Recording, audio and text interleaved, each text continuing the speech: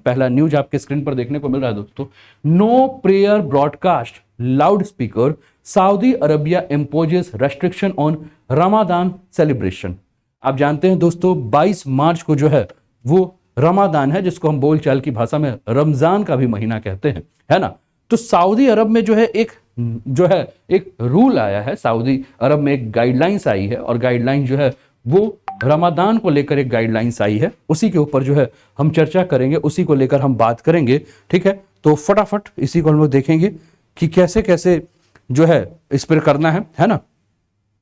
ठीक है। तो फटाफट एक बार क्लासेस के लिंक को जो है वो अपने सारे मित्रों के साथ जो है वो शेयर कर दीजिए और सभी को जो है इनवाइट कर दीजिए, और देखते हैं कि क्या क्या है इस पे उस पर हम लोग बात करते हैं, ठीक है ना। चलिए, तो as Ramadan is expected to begin on 22nd March, the Minister of Islamic Affairs released a document Friday banning monetary donation for meals, photography and children's in mosque। तो सऊदी अरब में जो है वो नमाज के दौरान कहा गया है कि लाउड स्पीकर जो है वो नहीं बजाना है, यानी कि आपको लाउड स्पीकर का प्रयोग जो है वो नमाज के समय नहीं करना है। रमजान के लिए सरकार ने जो है कुछ गाइडलाइन जारी की है, और उस गाइडलाइन में यह भी कहा है कि आपको दावतों को नहीं देना है और चंदा नहीं मांगना है। सऊदी अरब के द्वारा अगर इस प्रकार के गाइडलाइंस आ रहे हैं तो ये क्या पूरे मुस्लिम कम्युनिटी या पूरे इस्लाम कम्युनिटी के लिए एक तरह से दिशा निर्देश है या नहीं है, इस पर भी हमारी चर्चा होगी। सऊदी अरब के द्वारा अगर इस प्रकार के गाइडलाइन आ रहे हैं तो इस गाइडलाइन का अर्थ क्या है, ये भी हमें जानना है। दोस्तों, हम जानते हैं कि इस्लाम धर्म के दो सबसे पवित्र स्थान यानी कि मक्का और मदीना जो है वो सऊदी अरब के पश्चिमी तट के ऊपर है ना। और हर इस्लाम धर्म को मानने वाला हर व्यक्ति यही चाहता है कि अपने जीवन में एक बार जो है वो हज करने जरूर जाए। क्यों? क्योंकि जैसे हिंदू धर्म में माना जाता है चार धामों की बात करते हैं, चार तीर्थयात्रों की बात करते हैं और कहते हैं कि जब तक ये नहीं हो, है ना, या जैसे हिंदू धर्म में कहा जाता है कि जब तक गंगा सागर आप नहीं की यात्रा नहीं कर रहे हैं ना, ठीक है, तो कहा जाता है कि सभी धाम बार बार गंगा सागर एक बार, ऐसे करके आप जानते हैं कि कहा जाता है। वैसे ही अगर हम इस्लाम धर्म में अगर हम बात करें तो हर इस्लाम धर्म को मानने वाला व्यक्ति जो है उसकी दिली ख्वाहिश होती है कि एक बार वो जो है वो हज पर तो जरूर जाए, है ना। और हज के लिए कहाँ जाता है तो सऊदी अरब में मक्का और मदीना जाता है। अब वहां से अगर इस प्रकार की गाइडलाइंस आ रही है तो इस गाइडलाइंस का क्या अर्थ है, इस पर हमें जरूर सोचना है, ठीक है। तो इस गाइडलाइंस में क्या क्या कहा गया है उस पर हम बात करें तो आप अपने स्क्रीन पर देखिए दोस्तों, ये आपको देखने को मिल रहा है ना। ये काफी तादाद में जो है वो लोग जो इस्लाम धर्म को मानने वाले हैं वो यहाँ जो है हज का जो समय है उस समय जो है इकट्ठा हुए हैं, ठीक है। और रमजान पर सऊदी अरब के जो नए नियम हैं इसके ऊपर हम बात कर रहे हैं। जैसा कि मैंने कहा कि इबादत का पाक महीना यानी कि रमजान या रमजान जिसको हम कहते हैं 22 या 23 मार्च को जो है वो शुरू हो रहा है। रमजान के पहले सऊदी अरब की सरकार ने एक गाइडलाइन जारी किया है, और सऊदी अरब की सरकार में जो है इस्लामिक मिनिस्ट्री ने जो है गाइडलाइन जारी की है जिसमें रमजान के दौरान कहा है कि आप लाउड स्पीकर का प्रयोग बिल्कुल ही नहीं करेंगे नमाज को पढ़ने के लिए। इसके अलावा मस्जिदों में इफ्तार की दावत जो है वो नहीं होगी, ऐसा कहा गया है। इफ्तार की जो दावत जो शाम के समय जो है जब रोजा खोलने का समय होता है तो इफ्तार का समय होता है, तो कहा गया कि इफ्तार जो है वो आप मस्जिदों में नहीं करेंगे। सऊदी अरब के इस्लामिक मिनिस्ट्री ने रमजान पर जो पाबंदी है उन पाबंदियों को लेकर जो है आपका जो है वो दिशा निर्देश जो जारी किया है, और इसमें यह भी कहा है कि रमजान के दौरान जो है वो आप दावतों के लिए चंदा नहीं मांगेंगे, चंदा नहीं मांगना है, ये सारी बातें जो है वो की गई हैं। आप अपने स्क्रीन पर देख रहे हैं, आपको ये देखने को मिल रहा है ये जो गाइडलाइन है, ठीक है। इस गाइडलाइन में टोटल 10 गाइडलाइन है, एक एक करके हम इस पर बात करेंगे कि क्या क्या गाइडलाइन दिया गया है, क्या क्या नए दिशा निर्देश दिए हैं, इस पर हम बात करेंगे, ठीक है। तो इस पर हम लोग चलें, एक एक करके जो दिशा निर्देश है उसके ऊपर चर्चा करते हैं, ठीक है। इसको मैं हिंदी में कर देता हूं। जैसे सबसे पहला जो दिशा निर्देश दिया है उसमें क्या कहा गया है कि नमाज के लिए लाउड स्पीकर का इस्तेमाल जो है वो नहीं किया जाएगा, रमजान के दौरान दावतों के लिए जो है वो चंदा नहीं मांगा जाएगा, ऐसा पहला जो है वो किया गया है। दूसरे दिशा निर्देश की जो बात की गई इसमें कहा गया है कि रमजान की दावतें जो हैं वो मस्जिद के अंदर नहीं होंगी बल्कि बाहरों इलाकों में जो है वो दावतें आप दीजिए, और इन दावतों का सुपरविजन जो है वो इमाम के हाथों किया जाएगा, ऐसा भी कहा जा रहा है, ठीक है ना। तीसरा जो गाइडलाइन दिया गया है इसके बारे में अगर हम बात करें तो इसमें कहा गया है कि मस्जिदों में रमजान के पूरे महीने इमाम जो है मौजूद रहेंगे और बहुत ज्यादा जरूरी होने पर ही वो छुट्टी लेंगे। चौथा जो गाइडलाइन दिया गया है वो कहा गया है कि इमामों को नमाज समय पर जो है वो खत्म करनी होगी ताकि दूसरे नमाजियों को भी जो है वो उचित समय मिल सके। पांचवा जो गाइडलाइन दिया गया है वो कहा गया है कि बच्चों को जो है आप मस्जिद लेकर नहीं आएंगे, यानी कि बच्चों को जो है वो मस्जिद में आकर नमाज पढ़ने का जो है वो परमिशन जो है वो नहीं दिया गया है, ऐसा कहा गया है। इसके अलावा छठवां जो गाइडलाइन है उसमें यह कहा गया है कि इतिकाफ का मतलब होता है रमजान के महीना, ठीक है ना। तो कहा गया है कि इतिकाफ यानी रमजान के महीने में खुद को दुनिया से अलग मस्जिद में रखने के लिए जो है वो क्या करनी होगी, आपको परमिशन लेनी होगी। कई सारे जो रमजान मनाने वाले जो भी लोग होते हैं वो क्या करते हैं कि अपने आप को रमजान के महीने में देश दुनिया से, क्योंकि इस समय वो चाहते हैं कि वो अपने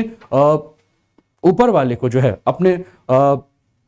इष्ट देवता को जो है या जिस मतलब कि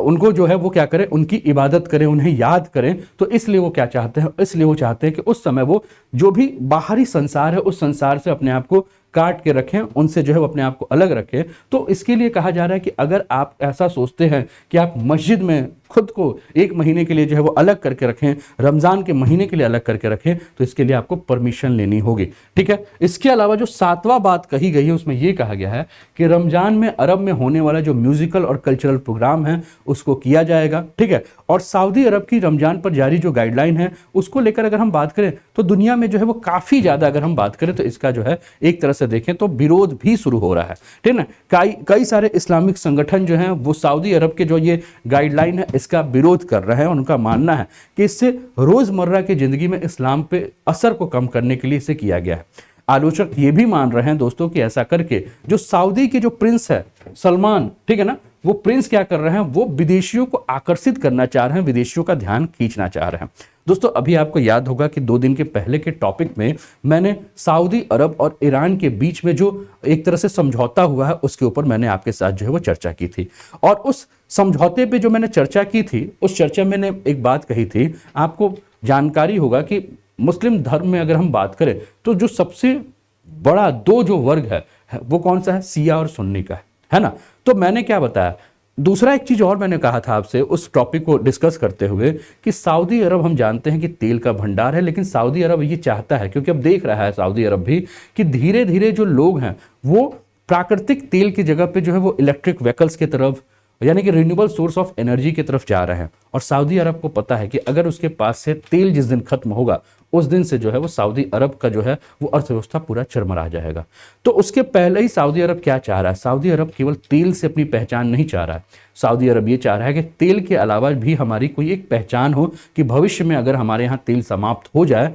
तो भी लोग जो है वो सऊदी अरब आए। तो इसके लिए वो क्या है, तो इसके लिए आलोचक ये कह रहे हैं कि जो सऊदी की जो प्रिंस हैं सलमान, जो कि आपके स्क्रीन पर देख रहे हैं, वो विदेशियों का ध्यान खींचने के लिए रमजान के दौरान कई तरह के जो म्यूजिकल प्रोग्राम कर रहे हैं, ठीक है, वो इसलिए कर रहे हैं क्योंकि सलमान नहीं चाहते हैं कि अगर किसी भी प्रकार का अगर हम बहुत ज्यादा पाबंदी करें तो इसका नकारात्मक संदेश जो है वो विदेशियों पे जाए, ठीक है। तो मंत्रालय ने इसको लेकर कहा कि हम जो है, जो इस्लामिक मंत्रालय के जो प्रवक्ता है अब्दुल अल अनेजी, ठीक है ना, तो इन्होंने इसके बारे में जो है वो जानकारी दी और उन्होंने कहा कि मस्जिदों पे इफ्तार पार्टी पर रोक नहीं है, लेकिन कहा जा रहा है कि आप व्यवस्थित तरीके से जो है वो इसको कीजिए, क्योंकि मस्जिद की जो पवित्रता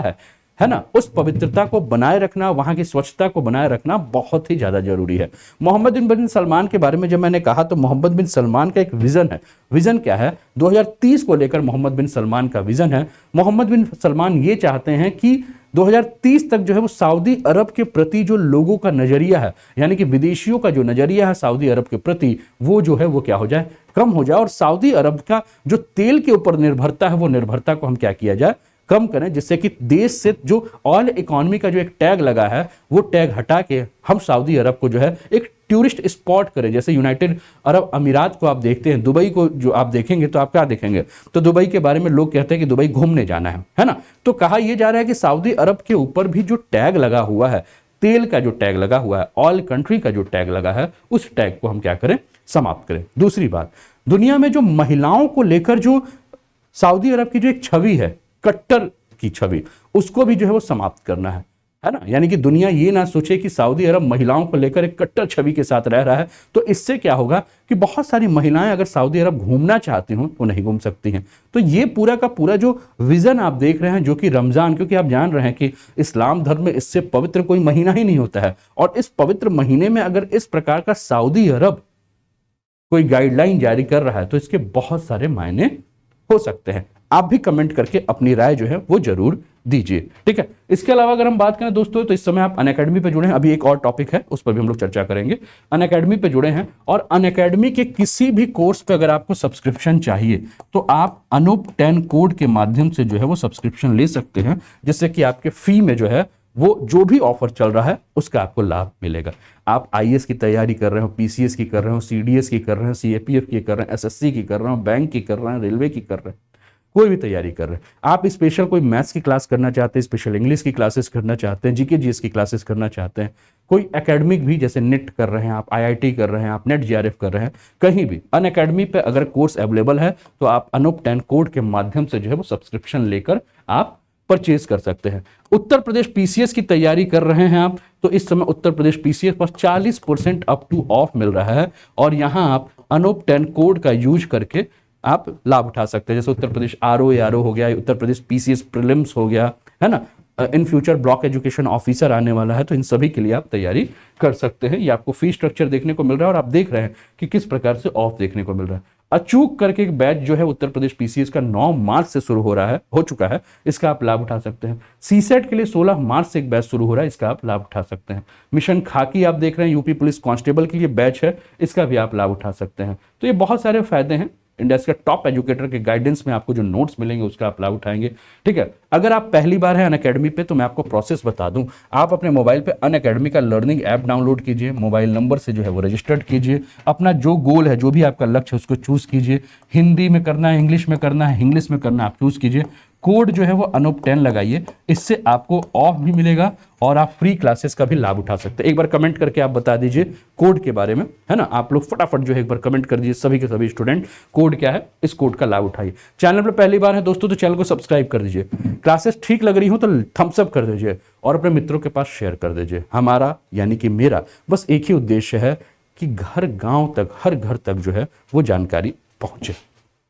ठीक है। ये सारे एडवांटेज हैं, इन एडवांटेज का जो है वो आपको लाभ उठाना है, ठीक है। चलिए आते हैं अगले टॉपिक पर।